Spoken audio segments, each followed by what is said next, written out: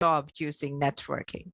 The point is, and I get to this when we get to how to network, is actually you don't go to a networking event and expect to run your own agenda there and saying, I'm going to that network event and I ask people around, if they have a job for me. That's not how it works.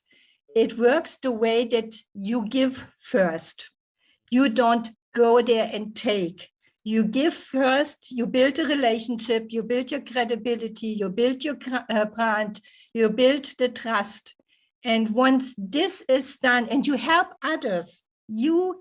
others first before they help you. So you will be contributing with exchanging of ideas, referring people to jobs that we'll be discussing. I have been at many events where somebody asked me, well, I'm looking for an analyst. Would you happen to know somebody? I'm looking for a salesperson. Do you know somebody who might be interested? And you get this question. And even sometimes I thought, well, I would be a good person, but I didn't say so. I said, well, I do this and this person, and I let that person have the opportunity. And I was remembered for putting the right person into that role. So, and it is when you are established in that network, then you will be approached as well. And you will overhear discussions. And you can also ask, what is the strategy of your company? Where do you focus right now? And networking is about asking questions, and it is about how it's about asking questions and listening. It's not about talking. Oh, I did this. I'm great in that, and I have accomplished this. It's not about bragging. Of course, you need to know what you are good at, and I recommend everybody to have this 3-minute elevator pitch so that you can say what you're doing.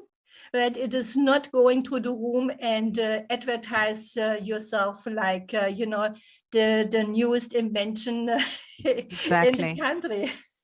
Right. So we have a good comment from Arif Ali, that build your brand first and then the job will come. Yeah, so exactly. That may be a good suggestion. What I really want to highlight here, and because I know people are shy to network, please remember, networking is not a talent that some people have and others don't. Networking is a skill you can learn, and it's getting better with practice. So the more you network, the easier it will be. You only have to jump into that cold water once. The second time, the water will already be 5 degrees warmer. So, so it's a skill. It's not a talent. It's not, I'm an introvert. Of course, introverts can also network because they can listen very well. They can ask very specific questions. They can get a discussion going, and they can listen. And everybody can learn how to network. And and I have to say, the perfect event to learn that is Shana's event on the 16th of July. And I really hope that all of you will be going there. Thank you. Yeah, that will be an opportunity for everyone right after this event, right after Beat's wonderful presentation. So we can all practice networking and learn. And you should start your networking with your colleagues. If you have an internal network, you're working with people on a day-to-day. And this network is often overlooked, but it's very important because it's where you get your job done. Include former colleagues, managers, alumni from university or from school. Participate in events, mostly in your industry, but also in others. And keep track of your contacts. Make sure who is who, so that you don't mix up people and companies or where you know them from. You really have to know who is who. and know yourself. I mean, be able to explain what you do, what you are passionate about, and what your goals are. Mm-hmm. And I think if I may mention one point from what I have seen also, that one of the participants did, mention that, how do you network with seniors? And to that point, I can recall that, many times I have seen that, if it's of course, we are all belong to the financial sector, I assume. It's always good to be aware of the current issues, because most likely those are the topics that are being discussed, whether it's a cocktail dinner after work or during town hall, or after tea break or something.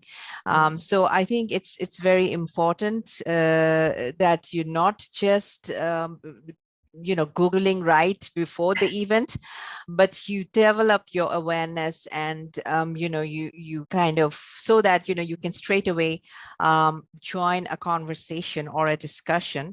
And I think that when you ask good questions, as Biet also mentioned a little while ago, I think that definitely adds to your brand, as one of the participants also pointed out. Yeah. And when I look at some of the networks events, so there are some do's and don'ts. I mean, what I would recommend is that you be in time for the event. Don't be the first person, and it's a bit awkward to stand around alone. But be timely, because if you come late, then the circles already has formed. People, talk to each other on a one-to-one, and it is more difficult than to enter these circles. And on the other side, to do for the ones who already are in a group, be open, let other people join. Show to your how you stand there, that you are ready to have another member joining. Don't be so close unless it is a real, one-to-one discussion, which should not be disturbed. And ask questions. And most of the time you already know who will be there. So Google these people, like Shana already suggested. Know what they do, not only from a business, but maybe also from a social perspective. That gives you ground for questions. That gives you a subject to talk about. And most of all, ask how you can help. And watch your body language. Don't stand in the corner on your phone and checking your emails and sending messages all over the place. And introduce people to one another. But also, if you, and Shanas knows now why I'm laughing, keep your promises and follow up quickly. If you promise something, don't let the other person wait and do it 3 weeks later. And a big don't for me is, and that happened a couple times, and I always disliked it, when somebody talks to me, he already scans the room and does not look at me, scans the room for the next victim, so to say, and doesn't really listen what I have to say. My solution to that was that I stopped talking. And sometimes this person hasn't even noticed that, because he was so busy looking, into the room. Oh, funny. And have your business cards at hand, but don't hand them over just in the first moment when you meet somebody. Do that at the end of a conversation, when it is worthwhile, when you have found a common ground. That's such a great point, Viet. I think these small wisdoms really make a difference, because it's all about your reputation and your personal brand.